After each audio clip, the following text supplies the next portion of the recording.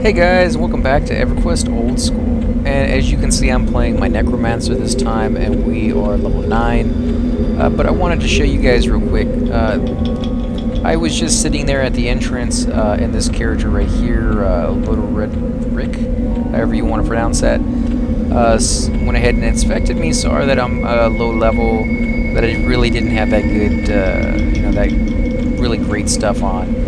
And he had just upgraded some of his stuff, so he went ahead and gave me, just out of the blue, I don't know him, I've never met him before, but just to be nice, he went ahead and gave me some stuff, and he gave me 2 earrings, these gold and sapphire earrings right here, and as you can see, these are the stats right here. It's for your ear, 2 strength, 2 or 4 intelligence, weight is 0.1, size is tiny, and they're for all classes and all races. He also gave me a necklace, and you can see it right here, the Sapphire Platinum necklace. It's for your neck, does 7 strength, 7 intelligence. Again, it's 0.1 pound or weight. Size is tiny, and it's for all classes and all weight or all races.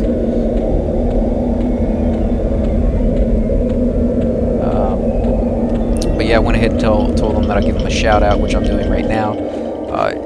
Really great that people are just so super nice. I mean, it's crazy. I hate saying super nice, but they are so beyond nice. It's just it's so surprising sometimes that just random people run up to you and be like, here's some great loot. I don't know you. We'll probably never talk again, but just there it is. You know, I just wanted to be nice to you. So again, guys, I was just giving him a little shout out. I'll start the video back up once I get to the Orc camp over in Eastern Commons, and we'll take it from there. But yeah, just wanted to show you guys just how nice the people are. I've done it several times, but anytime anybody gives me anything or just comes up and is nice, even with just buffs or something along those lines, I try to go ahead and give them a shout out as well, because it's just so amazing when these people do that kind of thing. So. Hey guys, welcome back to another episode of Everquest Old School. And on this episode, we're playing my Necro right now, who's level 9, and we are over in the Eastern Commons at the Orc Camp 1. Now, we're not actually killing the Orc Camp simply because we don't have enough people, and it's fully popped, so we're going to have to kind of sit in the back, kill the roamers for a while, and maybe get a few more people. The 2 people we're missing right now actually went linked dead. Man, what is the deal with everybody attacking me? Plenty of people over here, I guess because I was sitting down, but it seems like they've been picking on me a little bit today. I've already died a couple times trying to do these videos, and just it's been an off day today. I just haven't been able to really get my stride going yet. But I wanted to touch base on a couple questions that I've been getting from you guys. What's the difference between old school Everquest and the later expansions that came out? And it's kind of a difficult question to answer because the changes were subtle. They weren't these huge, drastic, sweeping changes until around the Plane of Knowledge, and that's where they started introducing things like the Bazaar, which pretty much did away with Eastern Commons. Like right now, you can do a search for who all, and you'll see there are 131 players sitting in here in the Eastern Commons, and probably about 120 of them are sitting in here trying to sell stuff, which is why your auction window or auction tab will be spammed the entire time and you're in here, and most people will just turn that off if they're not interested. If they're actually hunting in this zone, they turn off the auction, as well as maybe out of character, because that can pretty much serve for both purposes as well. A lot of people use out of character as well for, you know, shouting or saying they're looking for something along those lines as far as armor goes. But when they introduced the Bazaar, it was a zone dedicated to selling items, and you could actually literally go in there and become an NPC. Your character would be sat in a certain spot, and you would click a little button, and your guy would become an NPC, and people would be able to walk up to your guy and click on him like they would any other seller in the game that was a computer player, and it would open up your wares that you had in your backpack that you had, you know, designated. This is what you want to sell, and this is the price that I want to sell it at. And you didn't even have to be on anymore. You could literally just have your character standing there. You know, of course your computer's on, the game's running, but you were sleeping or you're off at work doing whatever you're doing. And when you came back to your guy later on that day or in the morning, somebody may have bought some of your stuff. And then you could leave that spot and go off and hunt, put everything in the bank, go off and hunt, and come back that same night or that same day, early in the morning, whatever your schedule was, and sit them there again. Didn't really have that. Oh, great, so now they fool the mummy. Let's see, maybe my dots will do something, because my pet wasn't doing any damage to this guy earlier. Yeah, it says he's invulnerable. I guess because he doesn't have a weapon. I know there are certain enemies like that they have to have a magical weapon or something along those lines. You would think your pet would be able to hurt him just by himself because he is magic in essence. He didn't come from anything. He came from a couple bone chips and my power, so you would think you'd be able to do something along those lines, but it seems like your pet is basically just the tank and he's not able to do any damage, which kind of sucks. So he might be a little difficult to solo by yourself, but in a group, not too bad. And he's usually around level 10 or 11, so he'll be yellow to you at level 9. Let's set my pet in.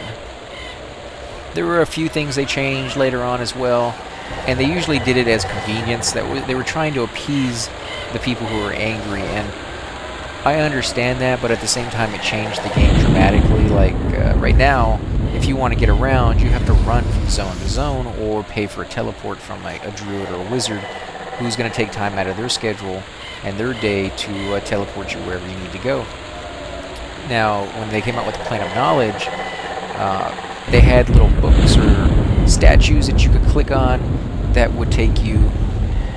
Attack that guy. That would take you instantly around the globe, and all you ever had to do was bind yourself in the Plane of Knowledge, gate back, and you were ready to go to wherever you wanted to hunt. And usually within 1 or 2 zones of the ports from the Plane of Knowledge, you could get pretty much anywhere you wanted to. So it was no longer these, 15, 20 zone runs, and you didn't have to take the boat anymore. In fact, nobody ever used the boat after that. So it kind of killed off a lot of these low-level zones that really only got traffic because people were traveling through it. But it created an entire economy system because of that. There was people sitting there. There's people like druids had a really hard time making money after that because nobody was going to pay 25, 50 platinum for a teleport anymore, when they could literally just go to the Plane of Knowledge and get a teleport exactly where they wanted to go, or 1 or 2 zones away from where they wanted to go at most. You guys need a gnome? Yeah, we could use a gnome. I guess we got him. So our group's finally coming together, thankfully. They also changed something that I was never really a big fan of, and it kind of seemed like inflation to me. If you look at the armor that's around, in fact, I don't even need to show you my armor. Wait until somebody... There you go. So we got some armor that people were selling down here. And if you look at it, you'll see the stats on it are not, crazy like they are nowadays, where 7 strength, 7 stamina, that's a really good piece of armor at this time. Even 3 wisdom is a good piece of armor. 14 AC is really high. This is like end of the line stuff. And even with that, you're only getting 4 stamina and 3 agility. So the stats weren't really crazy. They were very small, but just 1 AC, or not 1 AC, yeah, even 1 AC, or just 1 wisdom or 1 intelligence more on an item was a huge increase, like a noticeable increase, dramatically. So, who's that guy? He's not one of us, is he? Yeah, he's not one of us.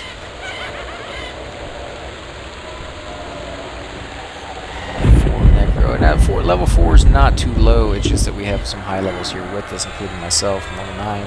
So that might be too low for him.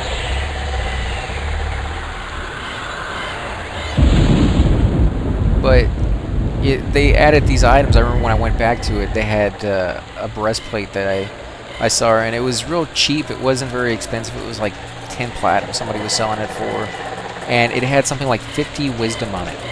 That was almost as much of wisdom that I had on all my pieces of armor. I'm not including my jewelry and stuff because that was pretty high, like they usually are, because they don't add AC or anything else. So you can kind of get a high wisdom on those. But that one breastplate was better than all my pieces of armor combined as far as wisdoms go. And because of that, they went ahead and upped the creature's difficulty as well. So it was kind of like having a pocket full of pesos or dollars. As the inflation rises, it doesn't quite mean as much, and before long you're lugging a suitcase around of money that can barely buy you a loaf of bread. And it was kind of the same thing as far as armor went, that you'd have a piece of armor that gave you 50 or 60 points of stats on any given ability, and yet the creatures weren't getting easier. In fact, they were getting harder. And so I didn't quite care for that. I mean, it was just ridiculous. It made you feel like a big guy, you know. Oh yeah, I got 400 points of wisdom. I got a lot of power. Well, no. Actually, if you just went back to the old way it was and had something around 200, you'd probably have more, you know, because they didn't really level it the right way. The inflation wasn't equal to the amount of stats you were getting, and the creatures kept getting harder and harder and harder, and it really came down to the point that if you had armor pre-expansion, if you're one of those people who didn't upgrade your armor right away, you literally couldn't fight in that expansion. I remember they did the same thing in Everquest 2 when Felicia's came out. They had these creatures. You could go in there, you could just show up and pick up your first quest, and it was like go off and hunt some little tiny rats, and you would think, oh, okay, rats are easy. They're actually like one level lower than what I'm at. I should be able to fight these guys, and yet they triple hit it and quadruple hit it, and would just knock your life down so dramatically that you literally could almost never get through it by yourself. You needed somebody else there with you just to do a single quest.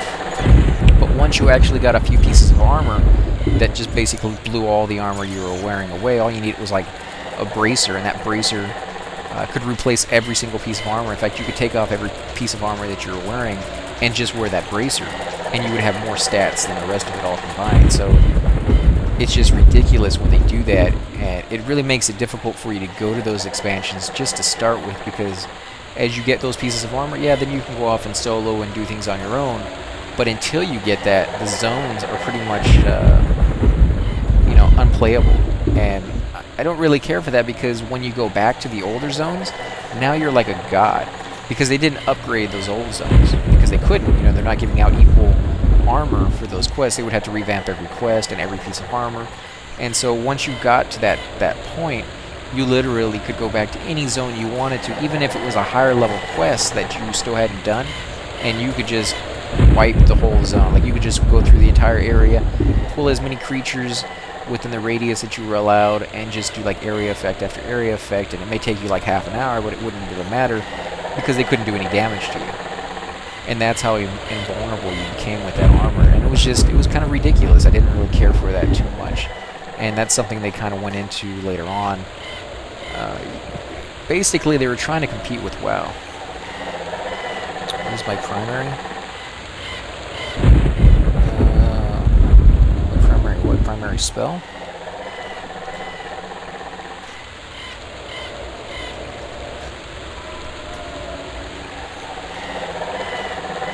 I guess he's a Necro as well.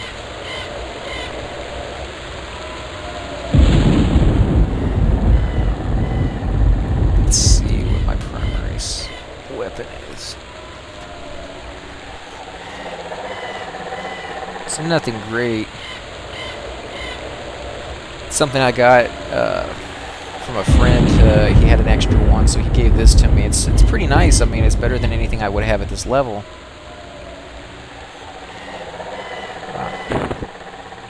Let's see, what did that do?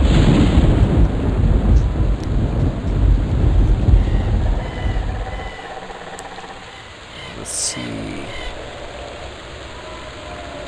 3 damage, 30 delay. 3 intelligence, so that's pretty nice. And 15 mana. That's cool. So it has, I guess, less damage to it, but then again, as a Necro, you're probably never going to be using your primary weapon to actually attack with. So you really just want it for the stats, and that 3 intelligence is nice. And then, of course, the mana is just basically another 1.5 intelligence. But as I mentioned later on, you do cap out at, I believe it's 200 or 210 on your skills, and anything past that, you no longer get 10 mana for it, or 10 whatever. You only get 1 from it. So if every wisdom would give you, an extra 10 power pre-200 cap, afterwards it's only going to give you 1 power. So a lot of people will actually switch, and instead of trying to get more wisdom or try to get more intelligence, they go and try to get more power. Like you can get items that just have mana on them, like that one. And so people will replace their jewelry that has, 9 wisdom or 9 intelligence and go with something that has, 45 or 55 power or mana on it.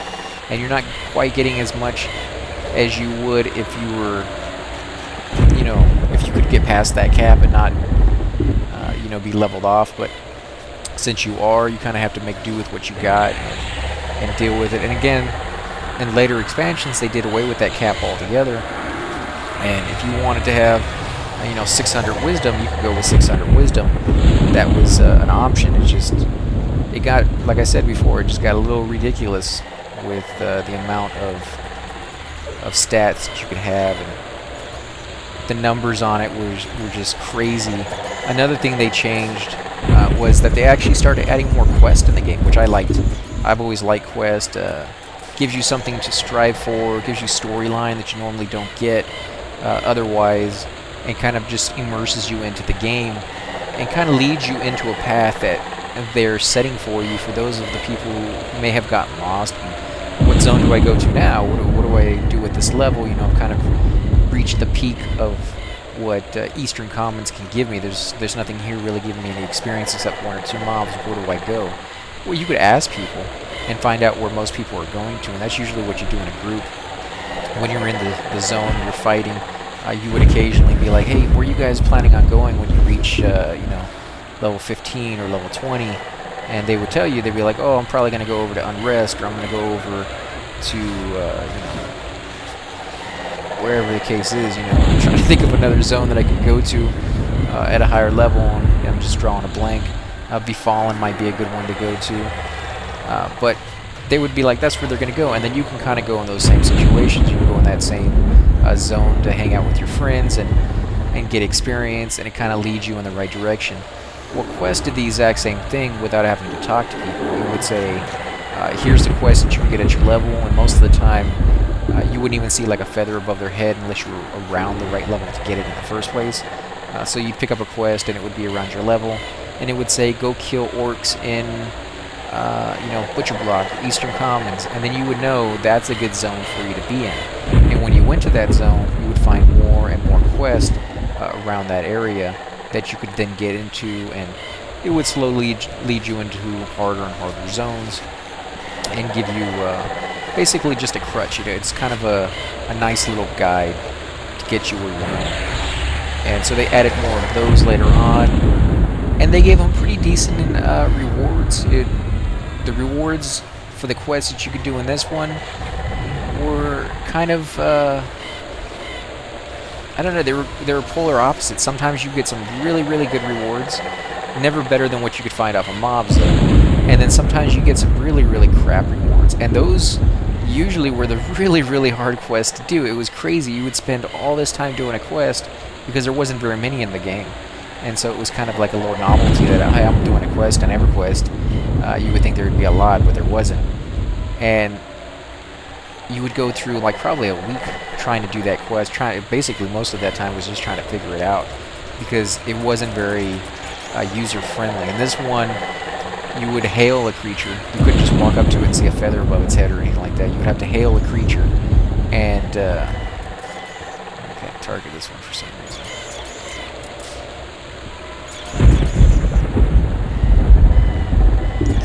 I'm just going to assist somebody since I can't seem to target.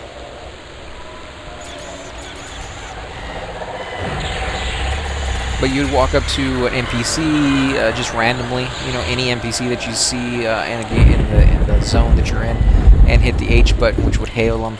And sometimes they would say something, sometimes they wouldn't say anything at all. Can you cure rabies yet? No, I can't do that. But there's a snake right there.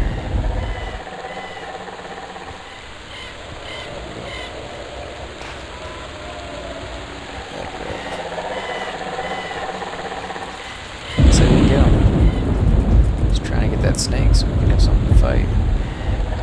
But on the occasions that they would say something, you'd have to look through the paragraph and see, okay, okay, they're saying this, this, and this, and this, and then, okay, there's a word here in parentheses, or there's a couple words here in parentheses, like scarab tunic. And then you would have to come up with a phrase to reply to them saying, like, what scarab tunic, or where is that scarab tunic? And you'd have to use the right phrase before the next part just popped up. So you were literally trying to do like a role-playing aspect to the game, and almost virtual reality, as in that you're participating in what you saw and coming up with your own responses, and it had to be close to the responses they wanted you to have for you to get that. So it was kind of cool in that respect, but a lot of the time you would see the comment or the little thing in parentheses, and you would type out pretty much everything you could possibly think of, and you just couldn't find the right phrase. And eventually, you know, word of mouth would get around, and you figure out what the phrase was. And sometimes it was like broken English, you know, like you would have to say, "What a broken scarab tunic," and it's like, what? That doesn't make any sense. Why would I have to say that? Well, it's because when they programmed it, they made a misspelling or whatever the case is, and you know, that's the way it stuck. And since nobody really did quests, nobody really bug reported it, and they never really fixed it, and it was still like that to that day. And once people figured out what it was, they just, you know, they weren't going to bother with trying to change it so that it could be even harder in the future. Because a lot of the time when they tried to fix things, they made things so much worse. I don't know how coding works. I'm not a programmer, but it's probably pretty sophisticated for a game like this. Because anytime they fixed one thing, they made like 20 things break. And when they tried to fix any of those 20 things, they made another 100 things break. And so on and so forth. Before long, pretty much nothing worked right. And they would just go back and reset it to the way it used to be and try to start all over again. And it was like a nightmare every time they did one of their updates. You're like, okay, what's going to be broken this time? They eventually got a lot better at it. But when it first came out, they were so horrible. And it was literally just, oh, there's a patch today? I think I'll wait a week. You know, I think I'll come back in a week and play then. After, you know, they've given up and went back to what it used to be. And then I can actually play. Because the worst thing is logging on after a patch and seeing that, oh, you know, 3 of my items that I spent, you know, a month trying to get are gone. They decided to take them out of the game, or they didn't even mean to take them out of the game. Some of the coding went wrong, and those items were just erased. And now you had to sit there and petition and try to get it all back. And if you hadn't logged on, which, you know, some people would not log on every day, if you hadn't logged on right after that patch, they would fix the problem, or at least neutralize the error, so that it didn't affect other people. And then you log on a couple hours later, and your item's still there. Your item would not be gone. Everybody else's would, but yours wouldn't.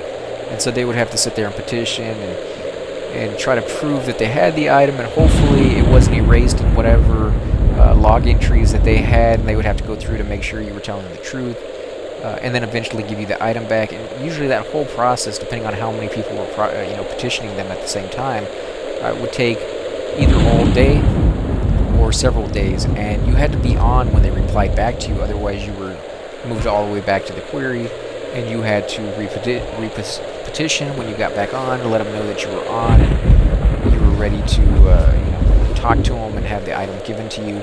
It wasn't like it is now, where you can kind of you know, petition a bug report like that and then,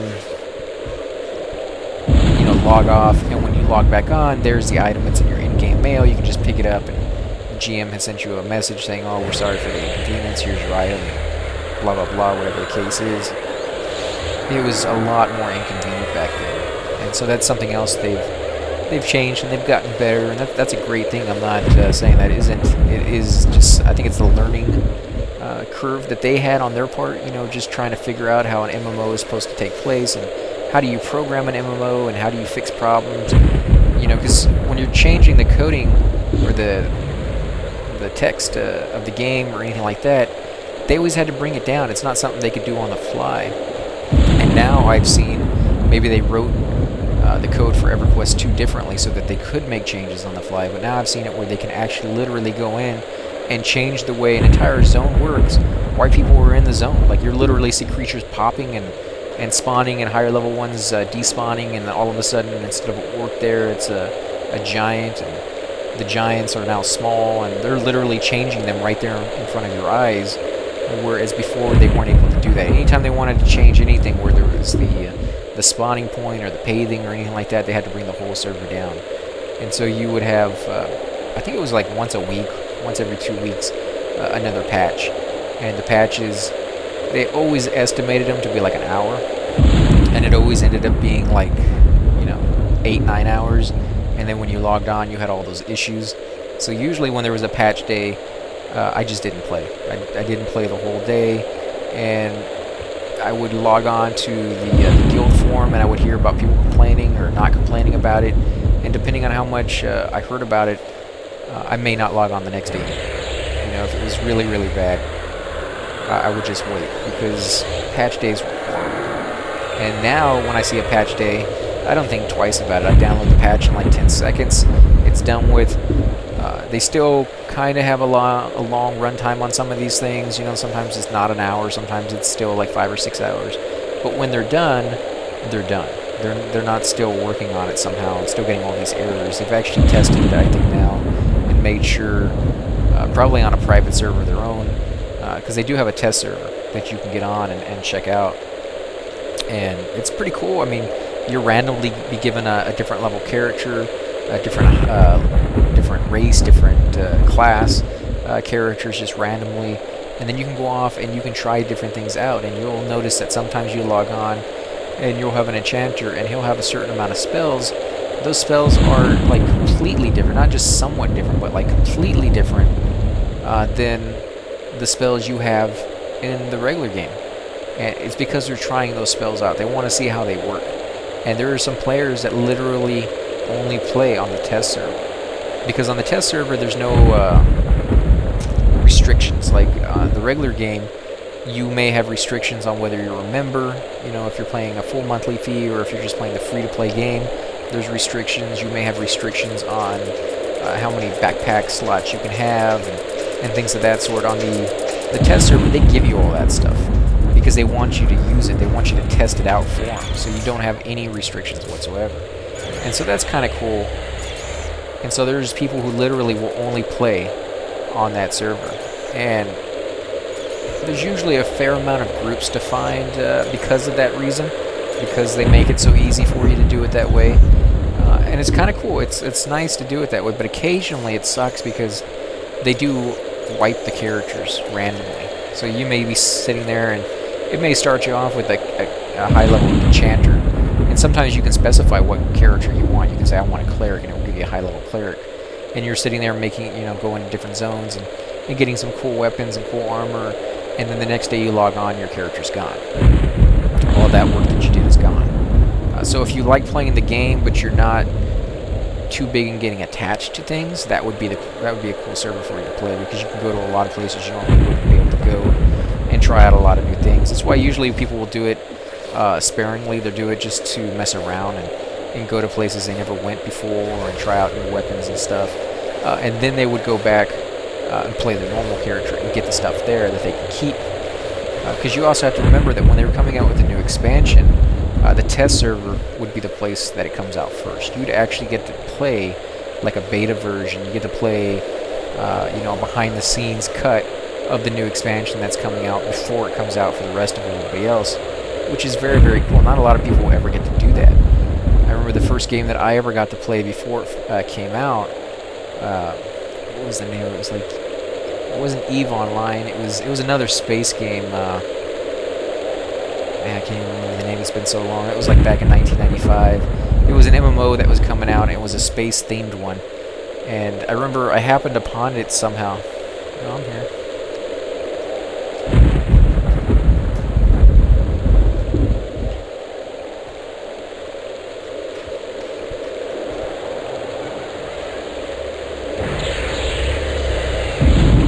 I don't know what I was missing.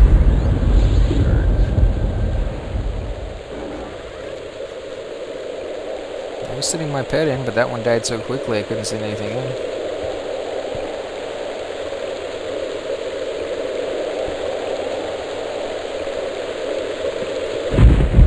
But yeah, I got that one, and I played it for I think about a month before they finally came out. And when they came out,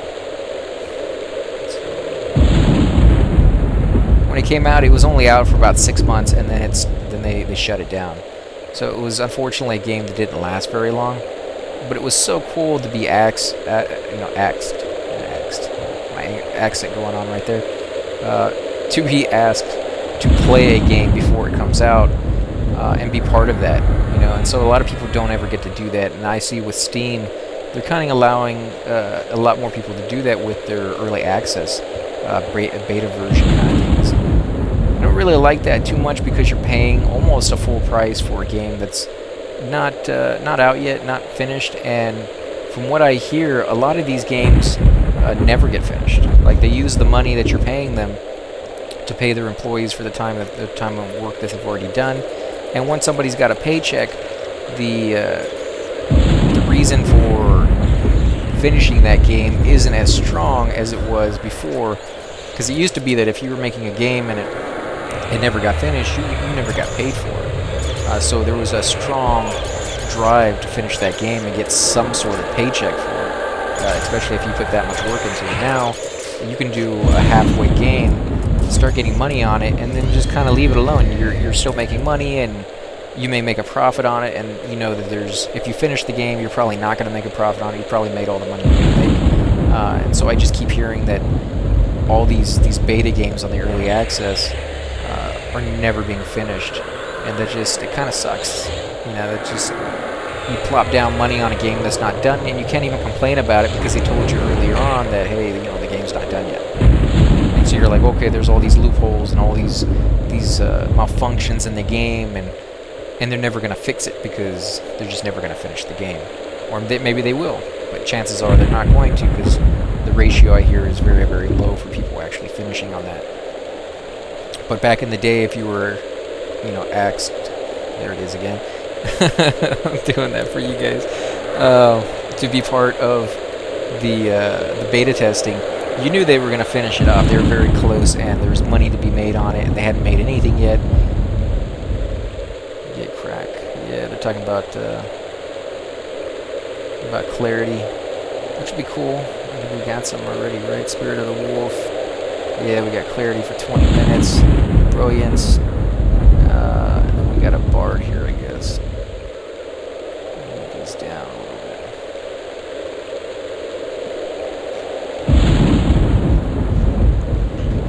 I wasn't trying to loot. What do we got to kill? Nothing?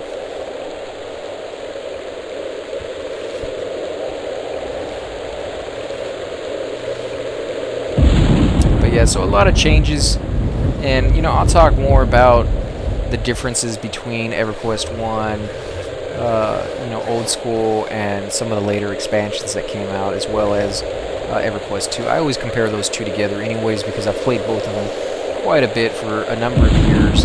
And they are, if you played Everquest 1 like I did back in the day, and then they came out with Everquest 2, I was very excited about that. I saw the graphics they were coming out with, and they would show, like, the old skeleton right next to the new graphics of the new skeleton, and the zones, the same zones they were doing, and I was like, oh, that's going to be great, because as the game progressed, they were slowly upgrading the graphics, but they got to a limit where they were like, the coding we have, the programming we have for Everquest 1 just doesn't allow us to go any further. This is the highest we can go for the graphics with this engine, and the only way to upgrade the graphics any further would be to do a whole revamp of the engine and create the game. So I thought, in my mind, that they were going to make the exact same game. It was going to be the exact same thing as Everquest 1, with just a new engine, so they could put better graphics. And they didn't go that route. Maybe I was delusional to think that, but a lot of people were thinking that at the time. And so when they came out with Everquest 2, I was right there. I bought it the first day it came out. I got the early release. I got the deluxe copy and everything else. I got the little character that came in the box with it. And it was great, and I thought, hey, this is going to be a great game. And I got in there, and I'm like, I'm not quite sure I like this, but I bought it, and I got like 3 months free because I bought the cards and all that other stuff. So I was like, you know what, I'll give it a chance. And it's Everquest, and Everquest never steered me wrong yet. I'll go with it. I'll see how it goes. And for the most part, it was a lot alike. When Everquest 2 came out, it's the same thing as Everquest 1. It's a completely different game almost now than when it originally came out. Everquest 2 was more like EverQuest 1 in the early days. Wasn't very fast leveling. I remember going to zones, and it was difficult to hunt there. Now I can go to like Be Fallen in EverQuest 2, and I can run through the entire thing all by myself. 5 or 6 levels lower than what I should be when I go there. Whereas it used to be pretty difficult to get through that zone. You kind of had to inch through the zone with a group. Yeah. I don't know why Spires always gets hurt. Like, he has this really good armor on. What level is he? Maybe he's just so low, he's constantly getting hurt. But he has really good armor on, and yet he just, from the moment he gets here at full life, he always goes down to like a bubble.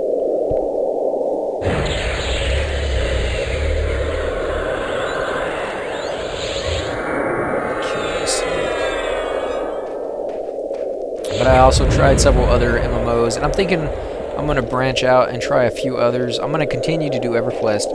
This is going to be my staple that I'll always come back to. So you guys don't have to worry. This isn't going to go anywhere. And I'll continue to do EverQuest 2 videos as well for those of you who like that. But I'm going to branch out. I'm going to do some... oh, great, my pet died. That sucks. I don't even think I have any extra bone chips.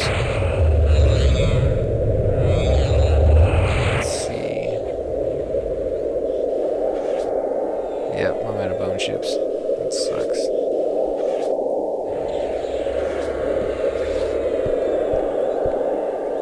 Where's everybody going? Everybody's dying? Is that it?